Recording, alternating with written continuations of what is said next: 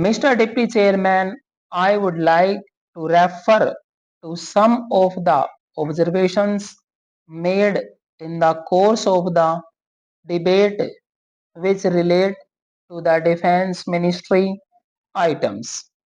There have been comments expressing concern in regard to the conditions and salaries of the officers and men of the armed forces. No one would contend that these conditions have either reached an extremely satisfactory stage, but defense, like everything else, has to be fitted into the general pattern of the country. The first question is what we can afford and what are the relative priorities. As one of the speakers said, the defense budget of this year is already 50 crores of rupees higher than last year, and it is likely to go further up if there are other difficulties. So while government keeps in view the possibility of improving these conditions in some cases more quickly than in others, the conditions at present cannot be said to be any worse than they were before, and it is not on account of any lack of concern or consideration that we have to postpone further improvements, but it is due to the state of the resources of the country.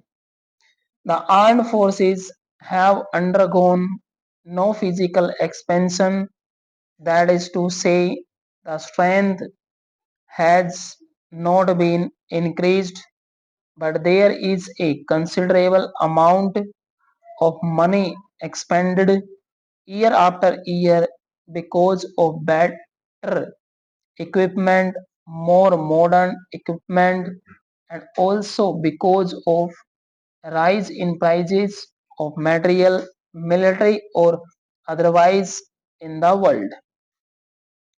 A specific question about the officers has been raised, and it is suggested that we can make all the lieutenant colonels full colonels before they retire, and that colonels should command battalions.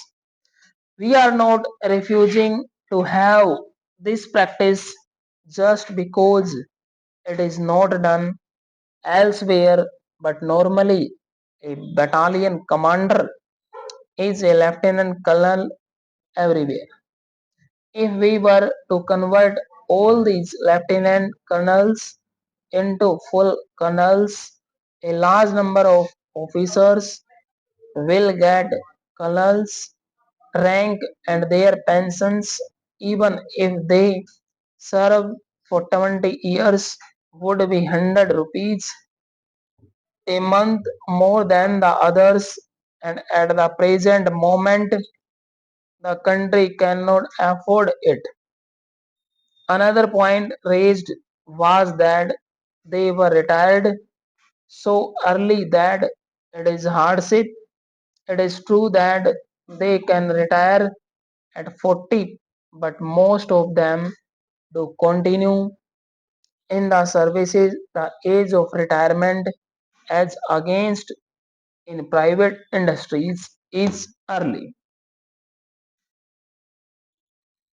It is not necessary for me to labor this point much further except to inform the House that these promotions and other appointments inside the armed forces are made with extreme care according to established procedures and is not done in a haphazard way.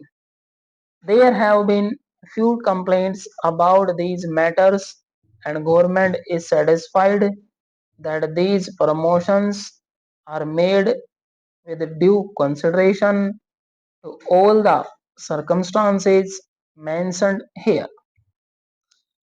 The next point of which numerous inquiries are made is in regard to the procurement of equipment. All of us regard that as an objective, that is to say, self sufficiency.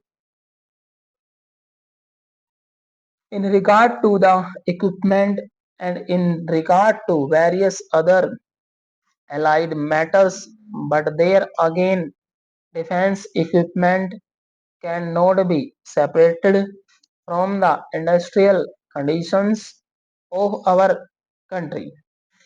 Our demand for a particular item is often so small that we cannot set up a factory for the production and make it economical.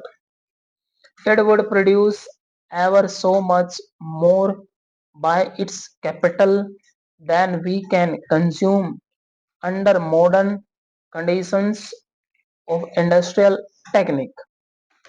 It should not, however, be thought that on account of these difficulties, no attempt is made towards further and further indigenization and more indigenous production.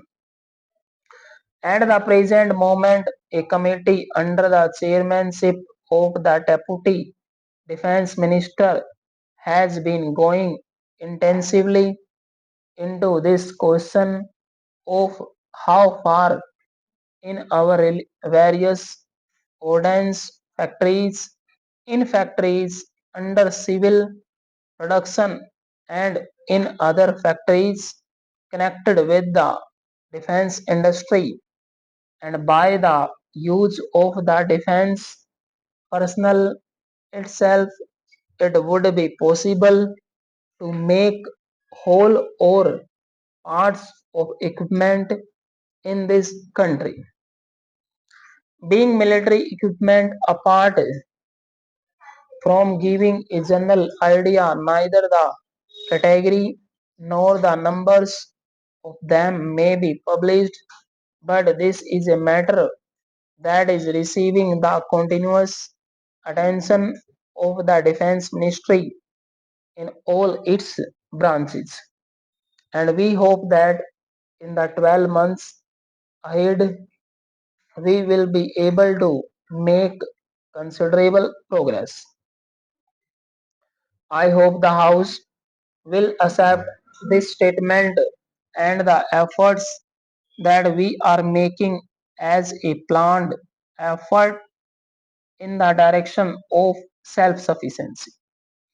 There has been some criticism in regard to the cantonments, and I would like to refer to this because more than once this point has been raised in this matter. Mr. Deputy Chairman, there is some misunderstanding about the position of these cantonments. Some members appear to look upon them as relic of British rule.